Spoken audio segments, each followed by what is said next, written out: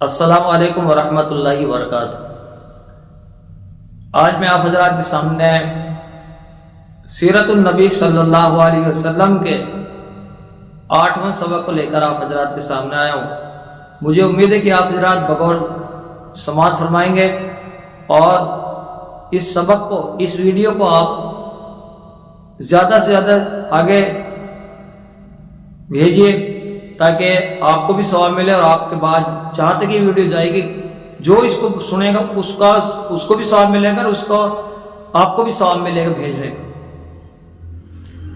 سیرت النبی صلی اللہ علیہ وسلم کا یہ 8واں سبق ہے آج۔ پچھلے سبق میں کچھ باتیں آئی کہ 40 سال سے پہلے جو آپ صلی اللہ علیہ وسلم سے محبت تھی، جب نبوت ملی تو وہ محبت دشمنی میں بدل گئی۔ جب دشمنی میں بدلی تو پھر انہوں نے جو ظلم ڈھائے، آپ صلی اللہ علیہ وسلم صحاباؤں پہ جو ظلم ڈھائے کفار مکہ نے، وہ کسی سے چھپے ہوئے نہیں ہیں۔ ظلم پہ بات آ گئی تو میں 2-3 باتیں اور عرض کر دوں۔ ظلم تو ہم بھی کر رہے ہیں، رسول اللہ صلی اللہ علیہ وسلم کے طریقے کے خلاف زندگی گزار کر ہم آپ صلی اللہ علیہ وسلم کو دکھ پہنچا رہے ہیں۔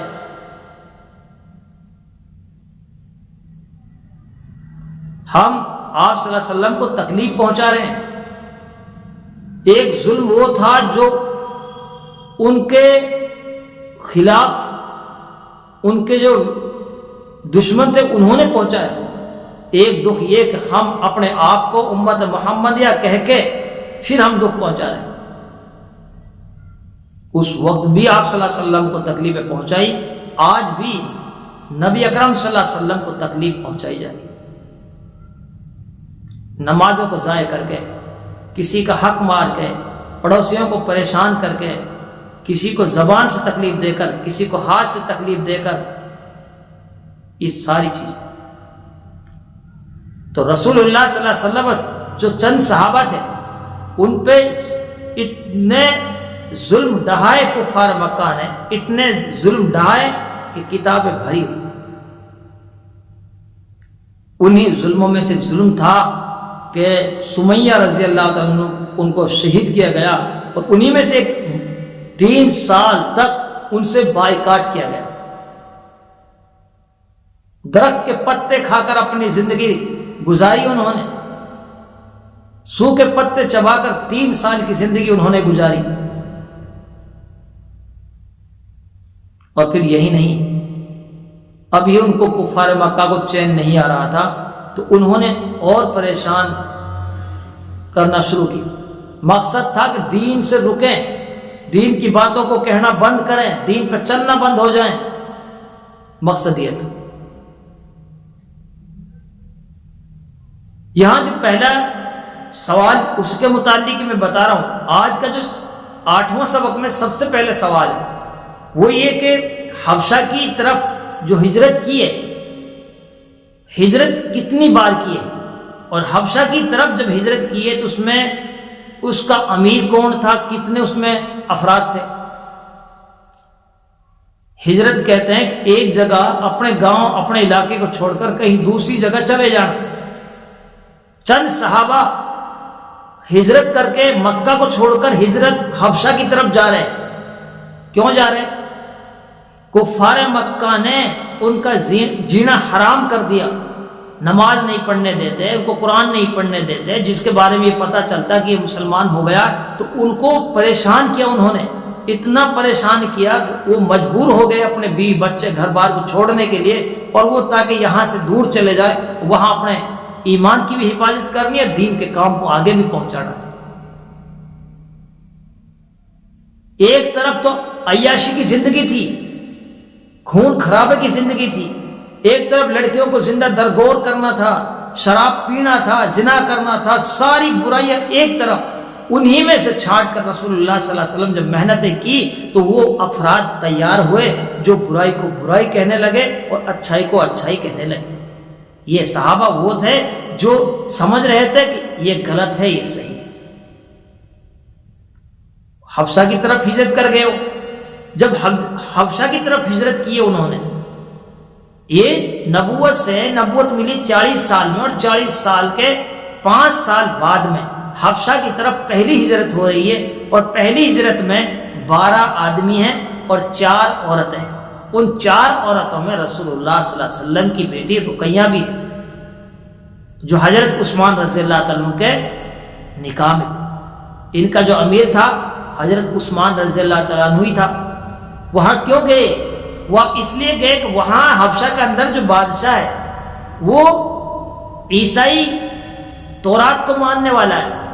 ان کو امید تھی کہ یہ ان کو کتاب ملی ہوئی، ان کی کتابوں میں ساری باتیں قرآن کے بارے میں، محمد کے بارے میں، اور ان کے پاس جب ہم جائیں گے تو کچھ ان کے دلوں میں رحم ہوگا، یہ ہماری مدد کریں گے، ہمارے وہاں ٹھہرنے دیں گے، کھانا پانے کا انتظام کریں گے، وہاں ہمیں مدد ملے گی، اس لیے حبشہ کی طرف چلے گئے۔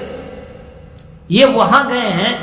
ادھر ایک مرتبہ رمضان کے مہینے میں حرم کے اندر رسول اللہ صلی اللہ علیہ وسلم قرآن پڑھ رہے تھے، کفار مکہ وہاں بیٹھے تھے، تو کفار مکہ نے اپنا آپ ہی وہاں سجدہ کر لیا۔ آپ تو قرآن کی تلاوت کر رہے تھے، سورہ نجم کی تلاوت کر رہے تھے وہاں پر، تو کفار مکہ نے وہاں سجدہ کر لیا، اور سجدہ کر کے ایک جھوٹا پروپیگنڈا رسول اللہ صلی اللہ علیہ وسلم پر پھیلایا، کہ وہ لگایا، انہوں نے الزام لگایا کہ انہوں نے ہماری بتوں کی تعریف کی ہے، اس لیے ہم سجدے میں چلے گئے۔ اور یہ بات انہوں نے جو من گھڑت بنا کر ایک جھوٹی افواہ پھیلائی، اتنی تیزی کے ساتھ پھیلائی کہ یہ بات بھی حبشہ کے اندر پہنچ گئی۔ سجدے کیا جھوٹی، یعنی جو لوگ ان کو ذہنوں میں بدلائے، جو قرآن سے منع کر رہے ہیں، انہوں نے بھی سجدہ کر لیا، یہ بھی ہمارے ہی بتوں کی تعریف کر رہے ہیں۔ اور جب حبشہ کے اندر جو 12 افراد اور 4 عورتیں گئی تھی، جب ان کو اس بات کا پتہ چلا کہ ایسا کچھ معاملہ ہوا ہے، تو انہوں نے کہا کہ اب تو چلیں مکہ میں ہی چلیں، کچھ وہاں پر شانتی ہوگی، وہیں آرام کریں، گھر پر رہیں گے، اپنے بیوی بچوں کے پاس رہیں گے۔ جب راستے میں آ گئے تو پتہ چلا کہ یہ تو افواہ تھی، ایک تو جھوٹا الزام لگایا تھا۔ تو چند جو ان میں سے کچھ واپسی چلے گئے اور کچھ وہ مکہ کے اندر آئے۔ کفار مکہ کو چین نہیں تھا کہ یہاں سکون سے رہیں، نماز پڑھیں، دین کا کام کریں، لا الہ الا اللہ پڑھیں۔ ان کے ذہنوں میں یہ سکون نہیں تھا، اسی کی وجہ سے پریشان تھے۔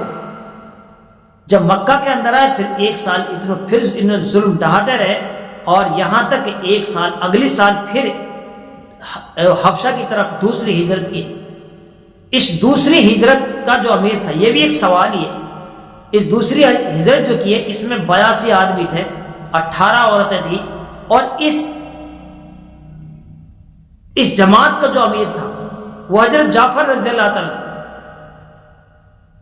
جب یہ جماعت وہاں پر پہنچ گئی حبشہ کے اندر 1 سال بعد، میں نے بتایا کہ رجب کے مہینے میں جو ہجرت ہوئی ہے اس میں 12 آدمی 4 عورتیں تھیں، پھر دوسری سال جو ہجرت ہوئی ہے اس میں 82 آدمی اور 18 عورتیں تھیں۔ ان کا جو امیر صاحب تھا، امیر جو بنایا گیا تھا، وہ حضرت جعفر رضی اللہ تعالیٰ۔ یہ چلے گئے وہاں حبشہ کے اندر۔ حبشہ کے اندر جو بادشاہ تھا وہ تورات کو ماننے والا عیسائی بادشاہ تھا۔ تو پھر کفار مکہ نے پریشان تھے کہ وہاں کیسے چلے گئے، وہاں بھی ان کو وہاں سے بھگائیں گے، حبشہ سے بھی ان کو نکلوائیں گے۔ کمیٹیاں قائم کی گئی، پنچایتیں ہوئی، اور ایک جماعت بڑھ کر ان کی وہاں گئی حبشہ کے اندر۔ حبشہ میں جا کر ان سے کہا، ان کے جو چھوٹے چھوٹے چیلا گروہ تھے جو ہوں گے، ان کو رشوتیں دی انہوں نے، اور رشوت دیتے دیتے بادشاہ تک پہنچے، اور بادشاہ سے کہا، بادشاہ سلامت، ہم مکہ سے آئے ہیں، اور جو یہ آدمی آئے ہیں یہ بھگوڑے ہیں، یہ بھگوڑے ہیں، ہمارے ملک سے بھاگ کر آئے ہیں، یہ بہت غلط آدمی، ان کو ہمارے ساتھ واپسی بھیج دیجیے۔ بادشاہ بڑا پریشان ہوا، بادشاہ کو اچھا آدمی لگ رہا ہے شکل صورت سے، لیکن یہ کہہ رہے ہیں کہ یہ سارے غلط آدمی۔ بادشاہ نے پوچھا ان سے، کیا معاملہ بھائی؟ انہوں نے حضرت جعفر رضی اللہ عنہ سے بات کی اور کہا کہ بادشاہ سلامت بات ہی ہے، ہم ایک ایسی زندگی گزار رہے تھے، ہم خون کو بھی پی جاتے تھے، زمین سے چاٹ لیتے تھے، ہم لڑکیوں کو زندہ درگور کر دیتے تھے، ہماری لڑائیاں چلتی رہتی تھی، ہم شراب پیتے تھے، ہم زنا کرتے تھے، چوری چکوری کرتے تھے، سارے برے کام ہم کرتے تھے۔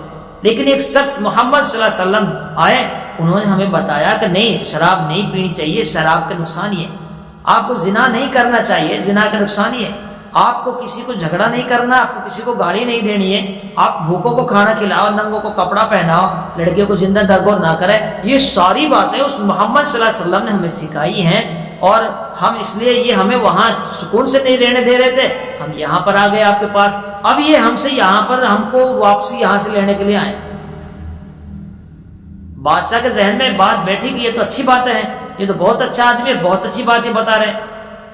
تب جب کفار مکہ کو یہ لگا کہ یہ تو بات بننے والی نہیں ہے، تو انہوں نے پروپیگنڈا اور جڑا، اور وہ پروپیگنڈا تھا کہ عیسیٰ علیہ السلام کا ماننے والا وہ بادشاہ تھا، اور ان کا عقیدہ تھا کہ وہ عیسیٰ کو اللہ کا بیٹا مانتے تھے۔ حبشہ کے اندر جو بادشاہ تھا ان کا عقیدہ تھا کہ وہ عیسیٰ علیہ السلام جو نبی تھے، بغیر باپ کے پیدا ہوئے تھے، تو ان کو یہ اللہ کا بیٹا مانتے تھے، ان کا عقیدہ تھا یہ۔ تو کفار مکہ نے یہ پروپیگنڈا وہاں پر چلا دیا کہ اس سے پھنس جائیں گے۔ کیا چلایا؟ انہوں نے کہا بادشاہ یہ تو تمہارے جو نبی ہیں عیسیٰ علیہ السلام، اس کے بارے میں بھی تو یہ اس کو بیٹا نہیں مانتے، یہ تو اس کو اللہ کا بندہ اور اس کو رسول مانتے ہیں۔ بادشاہ نے ان سے کہا کہ پھر بلایا ان کو، وہ گھبرا گئے۔ انہوں نے کہا کہ اچھا یہ بتاؤ تم عیسیٰ کے بارے میں تم کیا کہتے ہو، عیسیٰ نبی کے بارے میں تم کیا کہتے ہو؟ حضرت جعفر سے کہا، ان صحابہ سے کہا۔ حضرت جعفر رضی اللہ تعالیٰ عنہ نے قرآن کی تلاوت شروع کر دی۔ کون سی سورت؟ یاد رکھیں آپ، سورہ مریم جب قرآن کی تلاوت کی اور اس میں ساری بات آئی کہ اللہ کا بندہ اور اللہ کا رسول ہے، تو بادشاہ کے آنکھوں میں آنسو آ گئے، اور بادشاہ نے کہا کہ میں کسی بھی حالت پہ ان کو واپس کرنے والا نہیں، یہ تو اچھے آدمی، یہ تو وہی کہتے ہیں جو قرآن میں کہا، جو اللہ نے کہا۔ تو اس طریقے سے یہ ان کے جو پروپیگنڈا آج سے نہیں پہلے سے ہی یہ رسول اللہ صلی اللہ علیہ وسلم دین کے بارے میں چلا ہے۔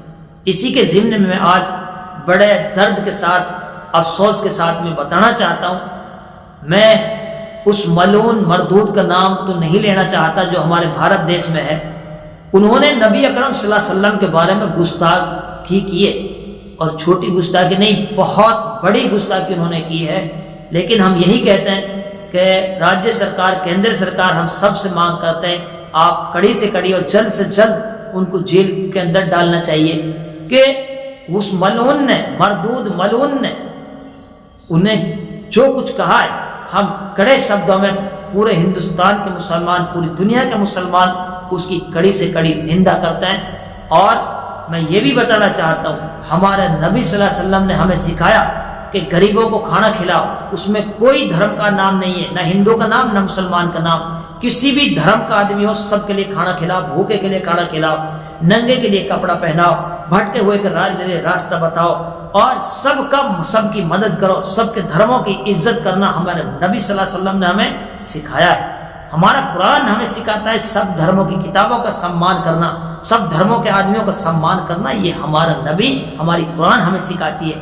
ہم مسلمانوں کے لیے پوری دنیا کے انسان ایک سمان، سب کی عزت کرنا، سب کا ادب احترام کرنا، اور سب کے دھرموں کی عزت کرنا، سب کے دھرموں کے ماننے والوں کی عزت کرنا، یہ ہمارا مذہب اسلام ہمیں سکھاتا ہے۔